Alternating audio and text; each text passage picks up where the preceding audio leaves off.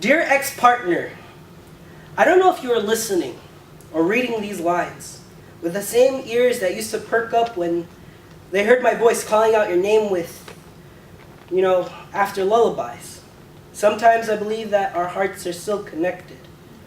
Though there's static between these telephone lines over the course of a few months, there have been tidal waves of emotions colliding with Facebook posts and messages that would never send. Because it was the end of our relationship, I cut you off. But consider this spoken word as a snail mail that was supposed to send over the boundaries that we have set. I want you to know that I'm okay with this idea of us not existing, not being together, holding hands, feeling beating hearts, or singing loudly together to the same songs. Instead, we are replaced with different words. We refer to each other with crosses and X's, past tenses and previous's. Him and her, you and I are no longer us and we, but two separate names, never conjoined in conversations. We're two separate accounts of how love used to be, but no longer is. We never get in each other's way.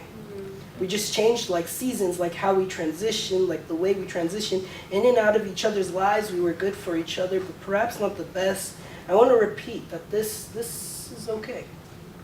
We are like two balloons swaying together, happy with the static and friction between us, waiting to be taken home, but one gets bought and sold or lost and forgotten, never to be seen again, except hopefully in the skies.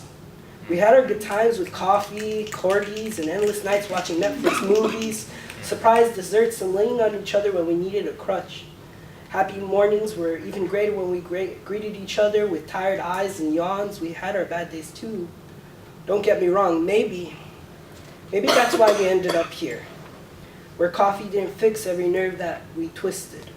Where notes couldn't stop you from walking away. Where hugs and kisses couldn't replace the words that were taken to heart. But we still held each other's hands in public. In private rooms, we talked for hours about the future, but now in the present, it is considered a fantasy. You are thousands of treaded miles away. We could walk alone just to be together again. I still remember your phone number in my memory, regardless of deleting it off my contact list. I still have the last text saved by your unknown number that is very known to me. I still recall our last conversation, how I wish I didn't hear that you have moved on, but at the same time, I want to say that I'm happy for you. I am happy that you started reorganizing things. Job, life, even love. That you're going out and exploring more than the city but yourself. You are going to do things that we only said in conversations we would do. That you're now saying I love you to perhaps the best person. For you. We are separate. Our pasts were together. We are like the seasons. Sometimes we have our transitions.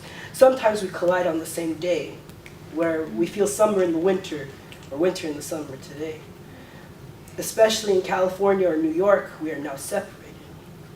Two separate names, no longer mentioned together in conversation. We didn't have the fault in our stars, but perhaps minor corrections, where our names weren't meant to be together. But I want you to know, if you're listening or reading this message, it's okay. Thank you.